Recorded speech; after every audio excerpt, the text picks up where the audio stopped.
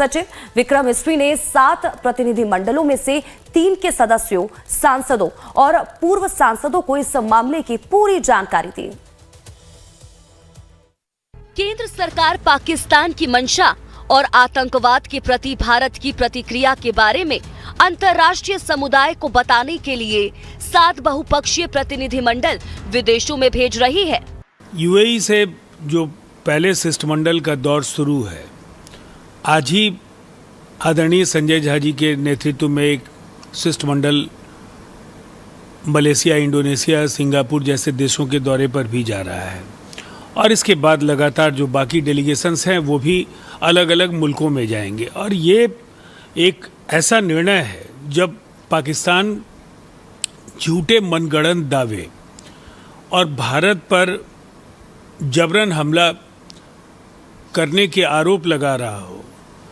भारत को पूरी दुनिया के सामने ये बताना ही है कि पाकिस्तान दरअसल आतंकिस्तान है और इसे पूरी दुनिया के देशों को ये समझना होगा कि ऐसे देश कहीं न कहीं मानवता के लिए एक शत्रु राष्ट्र की भूमिका में है। हमारे कई वो बने हैं, वफद बने हैं पार्लियामेंटेरियन के, उनके साथ सीनियर लीडर्स भी हैं और फॉरेन ऑफिस के ऑफिशियल्स हैं और इंटरनेशनल कम्युनिटी को ये हम बताएंगे कि पाकिस्तान का असली चेहरा क्या है और देश एकजुट है। 20 मई को विदेश सचिव विक्रम मिस्री ने 7 प्रतिनिधि मंडलों में से 3 के सदस्यों, सांसदों और पूर्व सांसदों को इस मामले की पूरी जानकारी दी थी। सूत्रों के मुताबिक विदेश सचिव ने सांसदों को बताया था कि ऑपरेशन सिंदूर के तहत भारतीय कार्रवाई पाकिस्तान और पीओके में आतंकी ठिकानों के खिलाफ थी, न कि सैन्य ठिकानों और आम जनता के खिलाफ। भारतीय सैन्य ठिकानों और नागरिक आबादी पर हमला करने के पाकिस्तान के प्रयासों के बाद ही भारत ने जवाबी कार्रवाई की थी। The world leaders had been made aware through these delegations, and similarly there were a number of suggestions made by members of parliament and senior political leaders to the current government that after the Pahalgam incident and the exchange between the two countries, India and Pakistan, that we should reach out and let the world know as to what is happening, what happened in Pahalgam, and the reaction of the government of India, the country as a whole, through its armed forces, and what is the thinking in the country. So that was the reason, I think, why the government has decided to do this.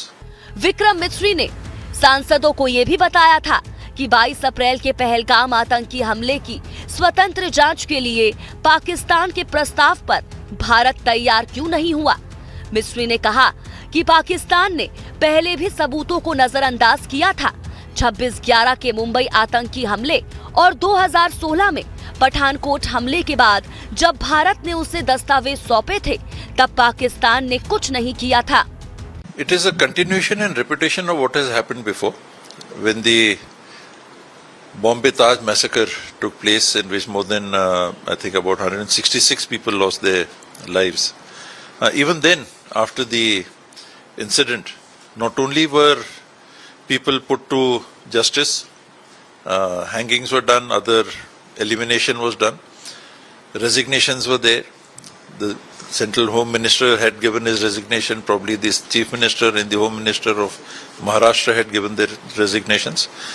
But a diplomatic initiative had also been taken to reach out to other countries in the world and to let them know the situation. That is the terrorism that is based on Pakistani soil. सभी 7 प्रतिनिधि मंडलों में राजनयिकों समेत अलग अलग दलों के 51 सांसद, 32 विदेशी राजधानियों और यूरोपीय संघ की यात्रा करेंगे। अब बात देश के कई हिस्सों में बेमौसम बरसात की। मध्य प्रदेश के डिंडोरी जिले के 4 गांव के किसान भी भारी बारिश से परेशान हैं। बारिश की वजह से लोगों के खेत से लेकर घरों में पानी घुस गया है, जिससे कि आम जनजीवन बुरी तरह से प्रभावित हुआ है।